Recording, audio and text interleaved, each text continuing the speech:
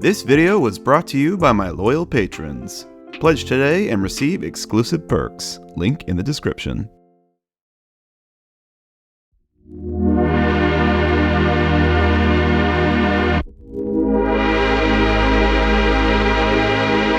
Welcome back to the railway, everyone.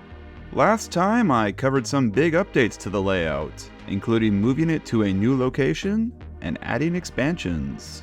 Well, we are about to dive into some even bigger updates than before. Today we'll be looking at turntables, tunnels, track laying, more track plans, and even more track laying. A whole lot has changed since last time, so let's talk about it.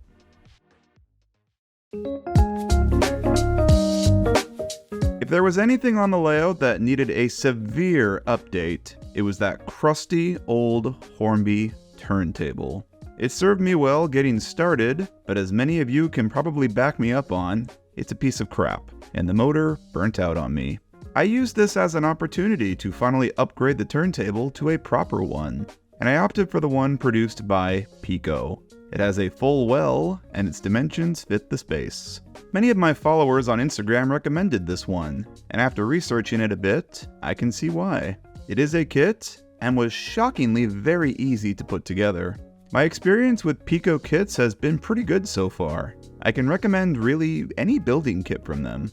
The old turntable was pulled up, and I used a hole saw to cut a proper hole for the new well. It took a few cuts and some sanding to get right, but not too bad a job for a first time, I think. The well finally fit, and it thankfully covers up my fairly messy cutting job. The table was now fully in place. Look at how much better it looks than that awkward Hornby one. The table itself spins very easily, not getting caught at any point.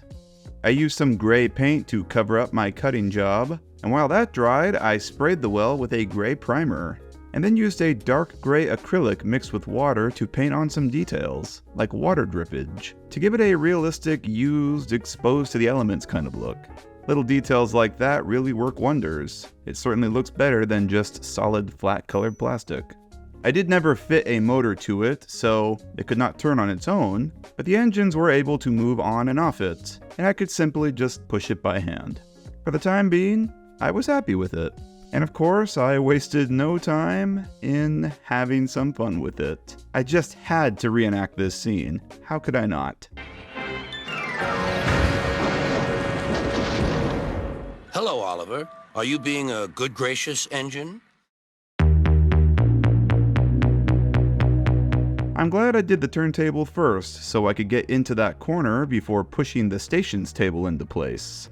Next step was to lay all the track for the big station yard. As discussed in the last part, I have always wanted a big terminus station on a layout. A big London-type, Knapford-esque canopy station, with several platforms for trains to run in and out of on.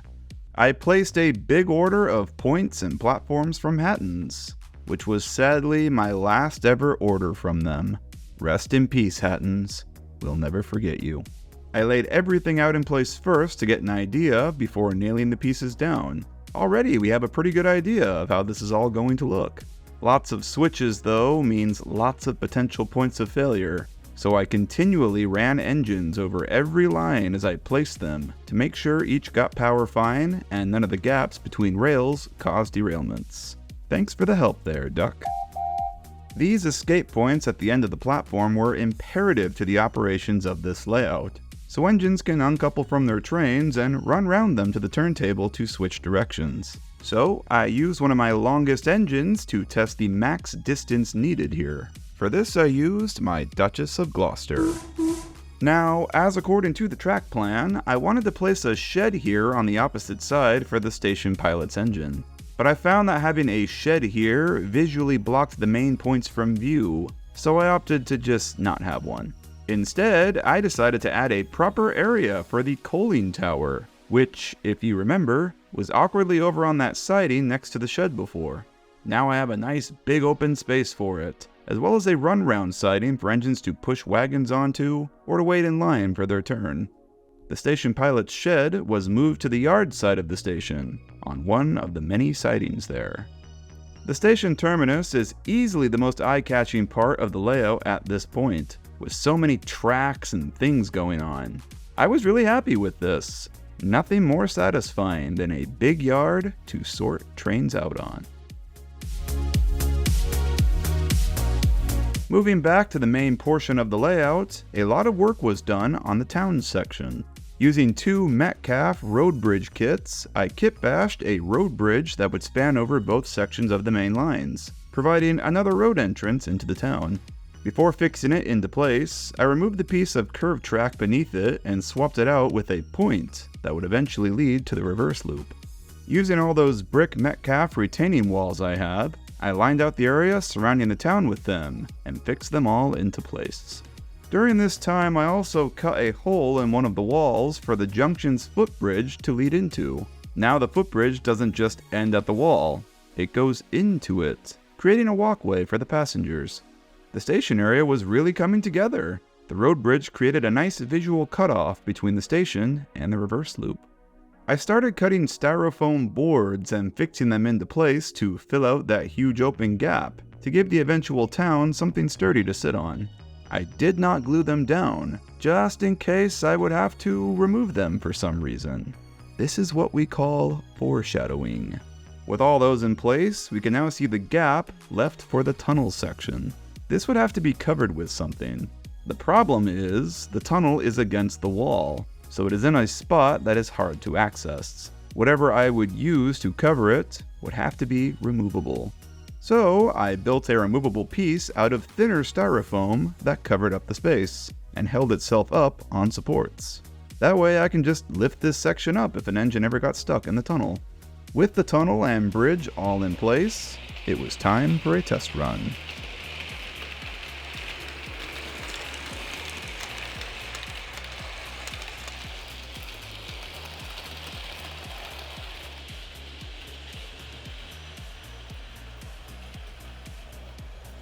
And voila! It all performed perfectly. I also started to throw around ideas of how to incorporate narrow gauge into the layout somehow. I came up with an idea of having a 009 loop up here, weaving in and out of the town area, and halting at the junction station, giving passengers a means of transferring between the two railways. The tracks would have diverged from the loop and onto a stone bridge across the main line to the ruined castle in the center of the reverse loop. However, I did not get that far to properly incorporate it.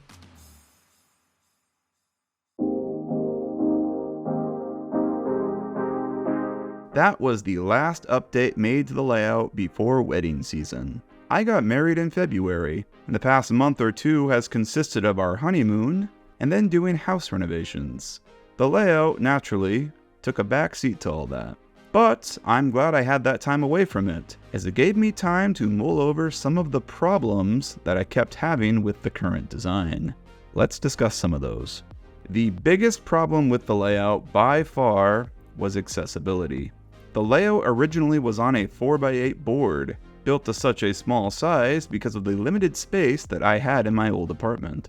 Since the move into a house, I now had the space to expand it. I didn't want to throw away all the progress I had already made, so I thought building off the existing layout was the right way to go. And that was fun for a little while, but adding those expansions made reaching into the top left corner nearly impossible. The shed yard was now totally out of reach. If an engine got stuck over there, I'd have to either send another engine over there to rescue it, or climb onto the layout to grab it, neither of which I wanted to keep doing and risk breaking something. The tunnel under the town quickly became a problem too. Because it was against a wall, there was no way to reach under there if a train derailed. I did try to work around that with my makeshift styrofoam cover, but I knew that that wasn't a perfect solution, especially once I started putting scenery on top of it. The last issue, to a lesser extent, were having 4 different power sections, 3 of which were needed for a train to do a complete run. It had to be designed this way because of the reverse loop, and because I was working off the original plan, but I quickly found this fiddly, and I wish I had designed it to use less. Those are quite some big issues that really hampered the fun I was having with operating this. So I started drawing up plans of how to make some updates. I did a few sketches, and I landed on this one. A layout that keeps all the same ideas and landmarks of the original design, with some substantial changes to make it easier to operate. Let's analyze it. So I rebuilt the entire track plan in Rail Modeler Pro, just as I have done before, to make sure what I wanted to do would fit within the space I had. What we have here now is one giant reverse loop, not all that dissimilar to Wilbert Awdry's own Northwestern layout. I have completely rid of the main loops on the 4x8 board, and this was done to save space.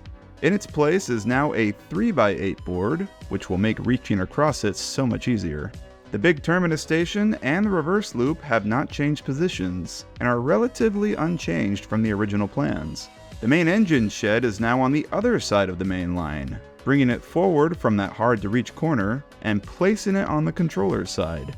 The turntable has also been brought forward and is now way more southern, next to the station and at the throat of the main shed track. We still have our tunnel, but it is now in the top left corner, creating a nice visual break between the Metropolitan Station Yard and the countryside. Our lovely junction station is still intact, but it has been pushed back a bit towards the wall behind it. The town behind it is now a lot smaller, but in my opinion, that's a plus. It means less buildings I have to buy. After the junction, the tracks break off and disappear into tunnels behind the cutoff board, forming the reverse loop. The big new addition to this design is a small harbor below the junction, which sits about 4 inches below the main baseboard. This is accessed by a hidden branch line off the reverse loop, which ramps down to the harbor level. I talked before about putting a small sleepy harbor on the other side of the cutoff board, where it'd be hidden out of sight. But with this new design, it's not hidden at all now, and is totally in view of everything. This new layout focuses on end-to-end operations instead of full circuits like the original. Allow me to walk you through an entire run from start to finish. An engine collects its trains at platforms 1 or 2, which I call the outbound platforms. The train leaves the station on the correct up track to avoid wrong roading. It disappears into the tunnel and pops out in the suburbs. It goes through the junction and then disappears into the north tunnel in the countryside, north of the ruined castle on a hilltop. It rounds the hidden reverse loop, pops out of the southern tunnel, and through the junction again, now on the correct downline. It disappears into the tunnel again and emerges into the station yard, terminating at platform 3, or what I call the inbound platform. The engine disconnects from its train, uses the escape points to run round the train, and then puffs onto the turntable to spin directions. Perhaps it'll then use the coaling tower to fuel up, before making its way back to the platform to start the journey all over again. Oh, but that's not all. We also now have a harbor line to operate. Now, my layout is not based on anywhere in particular, but I would be lying if I said it didn't take some inspiration from the Island of Sodor book. My railway is on some made-up island off of Britain. It does not have a coal mine, and imports all its coal by barge. The barge arrives at the harbor. An industrial engine brings a rake of private owner wagons from the big station down to there. It travels along the main line as normal, disappearing into that north tunnel after the junction, and then it gets diverted off the main onto the hidden branch line. It runs down the gradient, popping out of that lower tunnel and into the harbor. It leaves the wagons on the outer line while the dockside crane loads them up, pulling forward into the siding where the local coal states are to fuel up. It then runs around the train to the other side, and then hauls the train back up the line to the big station. It traverses the points at the junction to run on the correct side to avoid wrong roading. It pops out into the station yard and traverses the points to the coal tower, where the coal is then transmitted to the tower to load the mainline engines up. I love this because it gives this layout an industrial operation now. It's not just a mainline with passenger trains, it serves an industry too. An industry that is imperative to keep the railway running. It's like all one beautiful ecosystem in one layout. And the best part of all, only 3 power sections. Only 2 are needed for a complete run, with the shed yard and turntable on a third. I have considered putting the harbor line on its own section, but I don't think it's entirely necessary, as I don't think I'll ever be in a scenario where I would need to run a harbor train and a passenger train at the same time. The only major thing sacrificed from the old design for this one is some sort of complete circuit to run trains continuously on. So that's where this bit of track on the reverse loop comes into play, creating a full circle. It's nice to have this because there is still a spot to give a new model a proper run-in, or to just have a train run in circles for fun. I wasn't too sad to give up a complete circuit though, as I personally find the operations part of model railways way more fun than simply turning on a train and watching it go. But even with all the changes, we still have a little bit of everything, just as we did before. A metropolitan city center with a huge engine shed and a coaling tower, our suburban junction station, some green countryside with a ruined castle on a hilltop, and a sleepy harbor with boats and a crane. I was fully content with this new design, so I moved on ahead. First things first, we had to pull up the old layout and mod the tables. As much as it pained me to do it, I had to pry everything off the original 4x8 board. I moved all my buildings, signals, the turntable, etc. that I planned to reuse to another table for the meantime, and then went to work pulling up all the tracks. Now, points are expensive, and I tried to salvage as much as I could from this. It was a grimy job, with a lot of dust and dirt flying everywhere, and it took a while, but I eventually finished. And there she is, the old board with everything pulled off of it. I will eventually cut this up with my saw and either use the wood for something else, or just simply recycle it. Now it was time to mod the tables, and I put my handy table saw to use again. The table holding the 4x8 board would be the trickiest to modify, as this now had to be shortened to a 3x8, and also have a 1x5 section of it lowered 4 inches below the baseboard. After a lot of careful measuring and drawing everything out on paper first, I finally finished the table. Now, atop of this sits a section for a 3x3 board on the left, a 2x5 on the top, and a 1x5 on the lower portion. Each board also has support beams under it, so everything is nice and sturdy. The 4x4 table for the reverse loop would also need some mods. Half of the board would need to be lowered as well, so I'd be able to build a ramp down to the harbor level. This one was a little simpler, with a 2x4 on top and a 2x4 4 inches below. It was really satisfying pushing these tables together when they were finished, as the amount of space this opened up in the room was noticeable immediately. And look! Now I can reach into that pesky corner with ease. Not a single part of the layout is hard to reach now. Time to start laying some track. Using all the track that I had at my disposal, I put everything in place to get a rough idea of where things would go. One thing that changed from the original track plan was the placement of the coaling tower. The points for the station took up more space than anticipated, so the point to the turntable now sits in front of the tower instead of behind it. But that's okay, because it creates this open space between station and yard that I can eventually place some road in and trackside buildings, perhaps a little yardmaster's hut, and some cargo lorries. I was very careful with where I placed points. I didn't want any of the shorter standard Hornby points anywhere on the main line, as engines with longer wheelbases don't like the shorter radius of those, especially at speed. So I resided those specifically for yards and sidings only, and used my wider Pico points for running lines. With all the track in its general place, my vision of this layout really started coming together. I can already tell having the shed on the controller's side of the table is going to be so much better. I ordered a couple more points, and once those arrived, I placed all the track down using nails to hold them in place. I find using nails to hold track down much more efficient than glue, just in case you need to remove a piece for some reason. Say you want to add a siding or need a track to move a bit to fit a wider curve or something. I'm also using standard nails from my local hardware store for this, instead of built-for-purpose track pins. I've found that I don't like using these pins, as they always bend on me, and I find these thicker nails hold much better. They are a bit unsightly when in place though, and I plan to paint over them at a later point. The reverse loop was in mid-air for the time being, so those curves were held up temporarily by small wood pieces I cut until I had proper risers for them.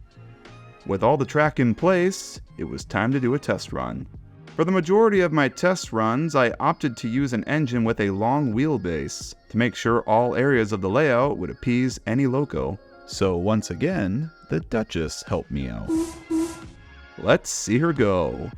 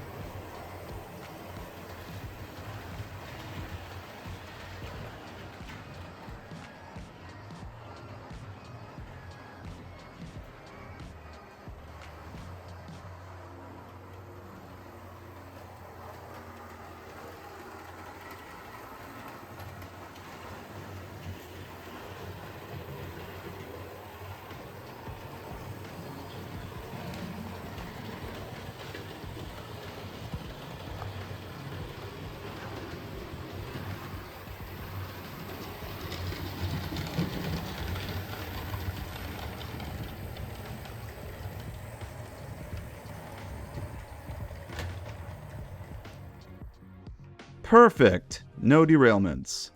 Now with all the main line in place, it was time to start forming the harbor. The branch line to the harbor will be hidden by a cutoff board, which I will eventually build hills and a tunnel off of. Before I put the board in place, I placed a piece of wood that was flush with the upper level for the cutoff board to sit on, holding it in place with some small supports that I cut out. The board that the harbor will sit on is a foot in width. I wanted there to be some space for water and boats, so I decided that the quay itself would be 8 inches in width, leaving 4 inches for watercraft. The quay is made up of styrofoam boards cut into shape. These boards are 1/2 inch in thickness, which seemed a bit too low for a quay to me, so I doubled them up and made the quay 1 inch off the board. I covered the whole bottom level of the reverse loops table in foam too, cutting out the area that the cutoff supports sit. The cutoff board needed holes cut into it so engines can pass through the tunnels to the other side. I purposely overestimated and measured 4 inches of clearance and 4 inches in width, giving trains plenty of clearance on top and the sides to pass through. The board was cut and fixed in place on its support beam, being held in place with more supports on the backside. It really gives a much better idea of the space that we're working with that in place now. I assembled the loop, holding the tracks in place with styrofoam. Then, once held, I simply drew a line on the foam to get a rough idea of where the risers would go. The risers are styrofoam ones from Woodland Scenics, which are produced in various heights. Now the lower board is 4 inches down. The board thickness is 1/2 inch, plus 1 inch taken up by the foam boards, leaving 2.5 inches of dead space. So I butted up a 2-inch riser and a 1/2 inch one on top of it to make sure that those tracks were flush with the top level. These were fixed together using standard tack glue. Once dry, I fashioned some broken pieces here to hold up this bit of track off the point. Now time for a test run.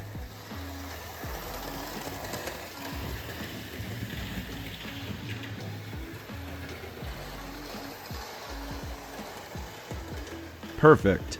Now for the gradient down to the harbor.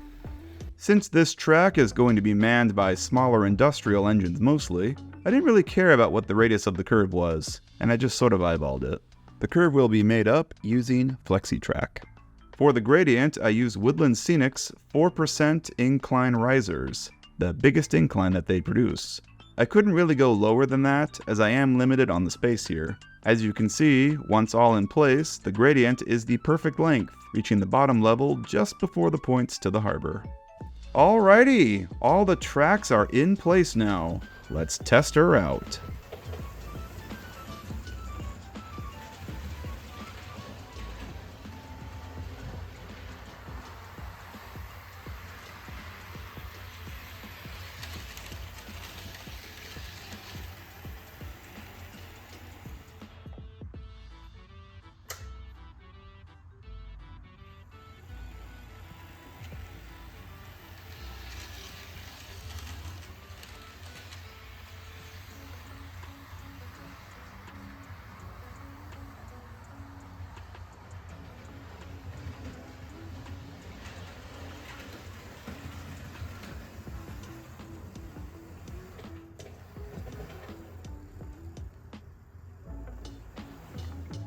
Flawless. Even a long wheelbase loco handles that curve and incline with ease. I have no doubt smaller engines will perform just fine on this. We have now got a harbor in place. Let's work our way over to the station yard now. Now I think the station yard is still the funnest part of the layout. It's got the sheds here, it's got the turntable, the station, the coaling tower, all those convoluted points. It's all such eye candy. Let's turn our focus to the turntable. Just as I did before, this was put into place by cutting a hole in the board with a hole saw. As this was my second time doing this time the cut was a lot cleaner, and the well fit in seamlessly. Really happy with that. I still haven't motorized it yet, but the tracks are powered, and the engines can roll right onto it without issue. Let me let the P2 show you how it works.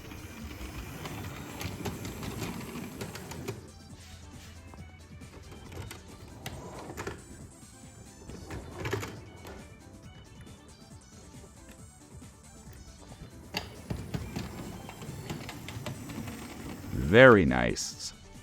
Engines uncoupling from their trains once they enter the station is imperative to the operation of this layout. We ran into one problem though. The area where they uncouple will eventually be under a canopy, meaning it'd be pretty impossible for me to reach my hand in there and uncouple the coaches. Luckily, there was a simple solution to that. Decoupling ramps. I bought a pair from Pico to try out. These are small raised ramps that you fit between rails on track. Let me show you how they work. An engine rolls over them, and the raised ramp pushes the hook of the couplings up. The engine then just gives the coach a little shove, and they roll backward. Presto! Uncoupled, and I didn't even have to touch the train to do it. Well, that's one problem solved, but I immediately came to another. Yeah. There is not enough clearance between track and platform for an engine when they swing out using the escape points. So I'm using the standard Hornby points here with short radiuses. I considered replacing them with wider ones that would prevent the engines from swinging out so far, but longer points would reduce the space needed for trains at the platforms. So I tested out cutting a chunk out of a spare platform piece. It looks pretty naff, not gonna lie, but I figured if it worked, I could clean it up and paint over it later. So let's test it. No, still not enough clearance. Bummer. I eventually came to the decision to just move the whole station forward past the escape points. Now at first I didn't like this idea, but I've actually warmed up to it quite a bit. Not having any of the platforms wasted by escape points allows for way more space, meaning 3 bogie coaches can fit here with ease, and even then there's still room. This extra space at the end here also gave me the idea to put a water pipe along the track here, for engines to fill up after they come in from a journey. This also then presented the perfect space to place this big water tower, which I was struggling earlier to find a proper space for. Another thing I'm considering doing is adding a footbridge at the platform ends, similar to what I did with the suburban station earlier, so now the people of this metropolitan city actually have a means of reaching the trains. I will buy another footbridge and kit bash it to connect to the existing one here, and extend to the third platform as well. I am really very happy with how the station is forming, and I'm eager to see how it'll look with those canopies. And that is where the railway currently stands as of now. I am so happy with this latest iteration, especially since I can now reach every part of the layout easily. Regarding things that I've thought about adding to this layout, I have considered potentially adding a raised narrow gauge loop around the ruined castle here, popping in and out of the cutoff board, and standing about 3 or 4 inches above the standard gauge line. It wouldn't be anything crazy or complicated, but at least it'd be a little something to run my 009 fellas on. Another major plus of this new design is that it is so much more suited for filming. If you're a longtime viewer of my model train content, then you'll know that I have forever wanted to film my own stories on a layout whenever I completed it. And this new iteration allows me to get way better shots of the sheds, the station, the harbor, everywhere easily. It is so much more of a camera-friendly layout, and it makes me more excited than ever to keep working on this thing so I can get it in a place to start creating my own stories. I know some people may be a bit disappointed with the lack of a big town in the center now. That was the big point of interest in the original design. But for the sake of operations, I think it was a necessary sacrifice. I know that some people will also say that this is just a new layout. It's not the same as before, making this a part 3 in this series kind of meaningless. And, I mean, yeah, it technically is a new layout since I had to pull everything up to make these changes. But I don't look at it that way. All these changes occurred because of issues that I kept having in the old design. I look at this as an evolution, making changes where necessary to keep the operations efficient. You know what they say, a model railway is never truly finished. There's always something that you can do to improve it. And if you're having fun while doing so, then that's all that matters. This hobby is all about having fun, is it not? This week, I'm actually recommending something that isn't Thomas related. Crazy, right? This isn't a specific video, but actually a series of them. It's the Building a Modular Model Railway series by That Model Railway Guy. A complete how-to series of building a 00 scale model railway from start to finish. I have been binging this guy's stuff over the past few weeks, and I always feel like I walk away from a video learning something new. For example, from this series alone, I figured out how to do DCC, something I was always confused by in the past. It's a great series and a great channel for anyone who is building a layout for the first time and needs some pointers. So go and check his channel out. It's very well put together content. He currently has a series happening right now covering building a TT layout, and that has been a delight to follow as new episodes come out. I don't have any major updates for you all at the moment, so I'm going to take this chance to plug my Instagram again. Aside from YouTube, this is the other social media platform that I am the most active on. I post regular updates to my layout as I work on it there, so if you don't want to wait around for a big video covering all the progress made, Instagram is the best place to get updates. I'm also going to shout out my Patreon again, and I want to thank all my patrons there again for supporting me continually. I love all of you. You all are fantastic. Consider pledging today, and you can get early access to new videos, your name in the credits, like on the side right now, get to participate in the monthly Q&As, and get sneak peeks on video projects as I work on them. I try my best to be as active there as possible, so head on over and join the fun.